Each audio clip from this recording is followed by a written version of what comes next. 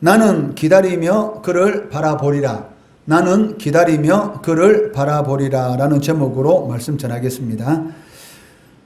오늘 본문 말씀해 보시면 이사야 선지자는 유다를 침략한 이방 민족들에 대해서 비웃고 있는 것을 보게 됩니다. 이 비웃음은 열방이 아무리 힘을 합해서 이스라엘과 하나님을 대적한다 할지라도 그들은 절대로 이길 수 없다라는 것입니다. 9절 10절 말씀해 보시면 너희 민족들아 함성을 질러 보아라. 그러나 끝내 패망하리라. 너희 먼 나라 백성들아 들을지니라. 너희 허리를 동이라. 그러나 끝내 패망하리라. 너희 허리에 띠를 띠라. 그러나 끝내 패망하리라. 너희는 함께 계획하라. 그러나 끝내 이루지 못하리라. 말을 해보아라. 끝내 시행되지 못하리라. 이는 하나님이 우리와 함께 계심이니라 라고 말씀하고 계십니다. 아무리 이방 민족이 모든 준비와 전략을 세운다 할지라도 실패로 돌아갈 것이고 함성을 지르고 허리를 동이고 새로운 계획과 새로운 전략을 시도한다 할지라도 모두 소용없게 될 것이다 라고 말을 하고 있다는 것이죠. 그 이유가 무엇입니까? 유다 백성들에게는 10절 하반절에 말씀하시는 것처럼 하나님이 우리와 함께 계신다라는 하나님의 임마누엘의 약속이 있기 때문입니다. 전쟁에서는 물론 군사력이나 전략 이런 것들이 승패에 큰 영향을 미치는 것은 당연합니다. 그렇지만 궁극적으로 전쟁의 승패의 결과는 누구에게 달려 있습니까? 하나님께 달려 있다는 것이죠. 다윗의 고백처럼 전쟁은 여호와께 속한 것이니 그 전쟁의 승패는 하나님께 달려 있기 때문에 그 하나님이 우리와 함께 하시는데 어떻게 이방 민족이 우리를 이길 수가 있겠느냐라는 이사야 선지자의 비웃음이라는 것입니다. 하나님께서 누구와 함께 하시느냐에 따라서 승패가 결정된다라는 것을 알 수가 있습니다. 미국의 제16대 대통령이 누굽니까? 아브라함 링컨입니다. 아브라함 링컨은 노예 해방을 위한 남북 전쟁 중에 이 남군에게 밀려서 패전의 위기에 놓일 때가 있었습니다. 그때 링컨의 이 한 참모가 링컨에게 하나를 건의하게 되는데 그게 무엇이냐면 하나님이 우리 편이 되어 주시도록 기도합시다라고 참모회의에서 건의하였습니다. 이때 이 말을 들은 링컨이 무엇이라고 말을 합니까? 내가 염려하는 것은 하나님이 내 편인가 아닌가 하는 것이 아니라 내가 하나님 편인가 아닌가 하는 것입니다 라고 말을 하였던 것이죠. 하나님이 내 편이 되기를 원하기 전에 내가 과연 하나님 편인가 그것을 먼저 생각해 보아야 한다는 것입니다. 내가 하나님 편에 속하면 당연히 하나님께서는 내 편인 것이고 내가 하나님 편에 설 때만이 어떠한 이 전쟁에서도 승리할 수 있다라는 것을 알 수가 있습니다. 링컨은 하나님 편에 섰기 때문에 결국 남북 전쟁에서 승리할 수가 있었고 노예 해방을 이룰 수가 있었습니다. 하나님은 폐역한 유대 백성들 중에서도 전쟁과 심판을 견뎌야 하는 경건한 자들이 있는데 그러한 자들에게 이 백성의 길로 가지 마라라고 권면하고 계십니다.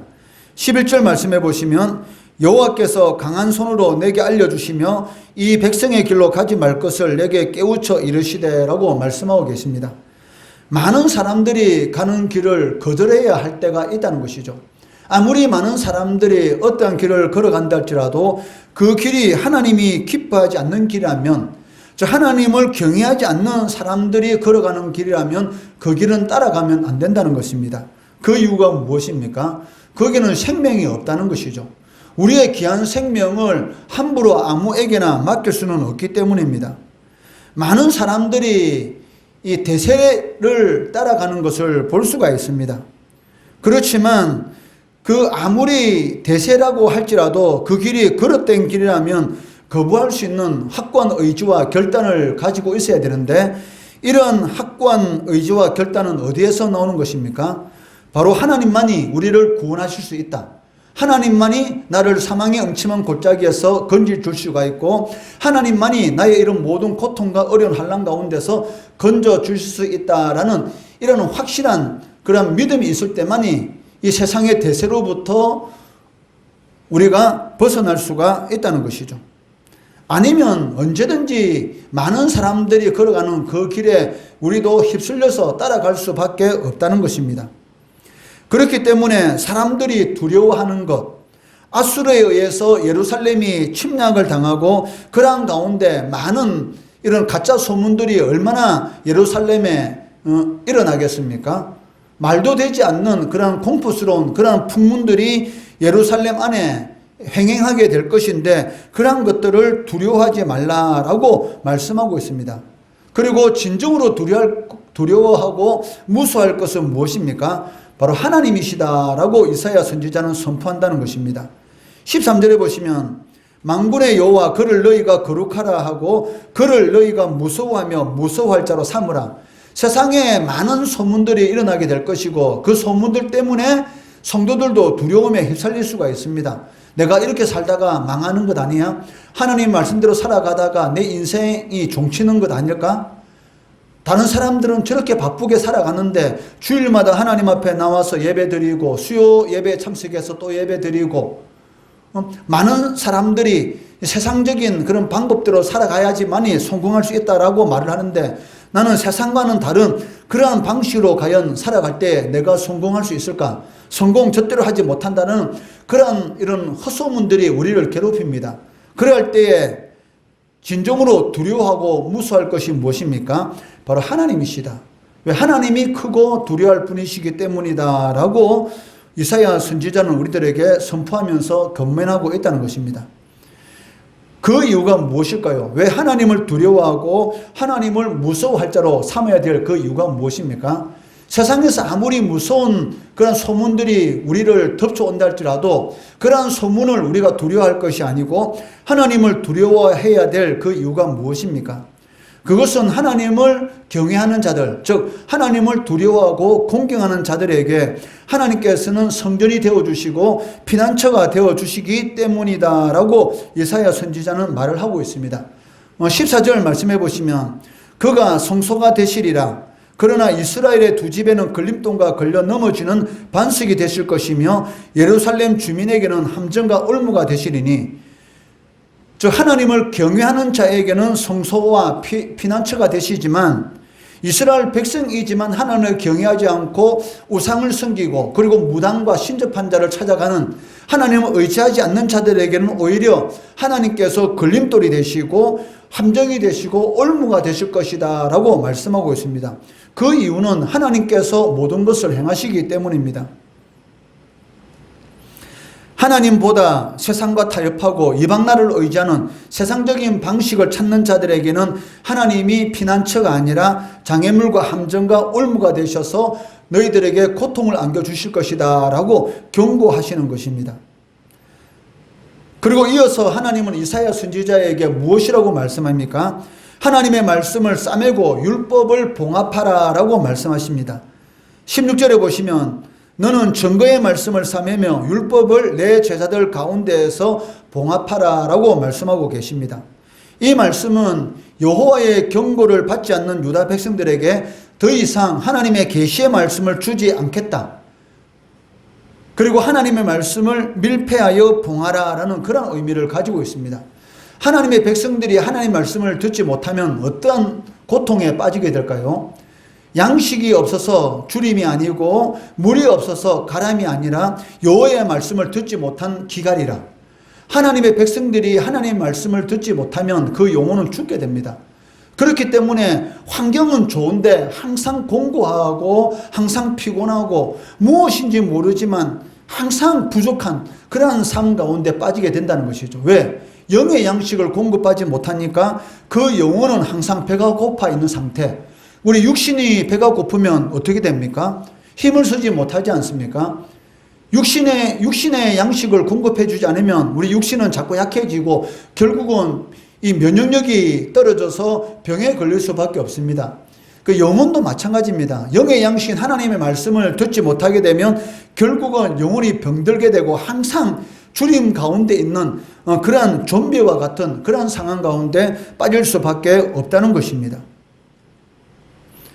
하나님께서는 하나님의 말씀을 받지 않는 유다 백성들이 더 이상 하나님의 영의 양식을 공급받지 못하도록 밀봉하다라고 이사야 선지자에게 명령하고 있습니다. 이 말에는 이 두 가지 의미가 있습니다. 첫째는 더 이상 유다 백성들이 하나님의 말씀을 받을 자격이 없다.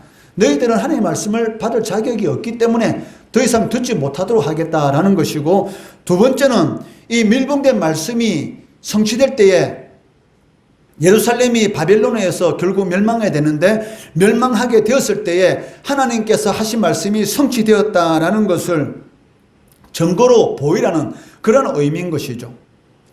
이렇게 말씀하신 하나님은 하나님 당신에 대해서 야곱의 집에 대하여 얼굴을 가리시는 여호와 하나님이시다라고 말씀하고 있습니다. 17절 말씀해 보시면 야곱의 집에 대하여 얼굴을 가리시는 여호와를 나는 기다리며 그를 바라보리라 라고 말씀하고 계십니다. 얼굴을 가리신다라는 이 의미는 무엇입니까? 하나님의 은혜를 거두겠다라는 그런 의미를 가지고 있다는 것이죠. 친구 사이에도 어떤 갈등이 생기게 되면 어떻게 됩니까? 더 이상 얼굴 보기 싫다 이런 말을 쓰지 않습니까? 마찬가지로 하나님께서 유다 백성들에게 얼굴을 가리신다라는 이 말은 더 이상 하나님께서 은혜를 베풀지 않겠다라는 그런 의미를 가지고 있다는 것입니다. 그러나 이사야 선지자는 비록 하나님께서 얼굴을 가리시는 그런 일이 일어난다 할지라도 끝까지 하나님을 기다리며 하나님의 은혜를 바라보겠다라는 그런 결단을 하는 것을 볼 수가 있습니다. 이사야 시대 대부분의 사람들은 신접한 자, 마술사, 점을 치는 자, 그러한 사람들을 찾고 끝까지 하나님의 말씀을 듣지 않으려고 따르려고 하지 않았습니다. 19절 말씀해 보시면 어떤 사람이 너희에게 말하기를 주절거리며 속살거리는 신접한 자와 마술사에게 물으라 하거든 백성이 자기 하나님께 구할 것이 아니냐 산자를 위하여 죽은 자에게 구하겠느냐 하라라고 말씀하고 있습니다. 그러니까 살아있는 자를 위해서 죽은 귀신에게 물어보는 것 그것만큼 웃기는 일이 어디 있습니까? 우리 하나님은 살아계신 하나님이십니다. 살아계신 하나님을 내팽개치고 죽은 귀신을 찾아가서 자신의 앞날에서 물어본다? 이것만큼 어리석은 일이 없다는 것이죠. 그런데 세상 사람들은 그런 어리석은 일을 행하고 있습니다. 그 이유가 무엇입니까? 마귀에게 속은 것이죠. 마귀가 그 눈을 가리기 때문에 죽은 귀신에게 물어보면 마치 자신이 겪는 그런 어려운 문제들이 해결될 것처럼 마귀의 유혹에 넘어가 있기 때문에 마귀의 거짓말에 속아 있기 때문에 그런 귀신들을 찾아가고 무당을 찾아가고 신접한 자를 찾아가는 것을 볼 수가 있습니다. 이처럼 환난의 때에 고통스러울 때에 어려운 일을 겪을 때에 하나님을 의지하는 것이 아니라 우상을 쫓는 자들에게는 결국 어떠한 일이 일어납니까? 헤매고 공고하고 줄이게 되는 그러한 일이 일어나게 된다라고 경고하고 있습니다. 원래 인간은 영적인 존재입니다. 그렇기 때문에 하나님을 의지하는 그러한 존재로 창조되었는데 만약에 인간이 하나님을 버리게 된다면 하나님과 전혀 관계없는 그 어떤 것을 섬기게 되는 것이죠. 그것이 무엇입니까? 그것이 귀신을 섬기게 될 수도 있고 아니면 오래된 고목, 오래된 바위 이러한 것들을 섬길 수가 있다는 것이죠. 마치 오래된 고목이 초자연적인 그런 능력이 있는 것처럼 그러한 사람들에게 그렇게 생각이 돼요. 그렇기 때문에 그 고목 앞에 가서 비나이다 비나이다 라고 이렇게 구하고 있지 않습니까? 그리고 도로를 뚫을 때에 오래된 고목 때문에 길을 돌아서 도로를 만드는 그런 경우도 너무나 많습니다.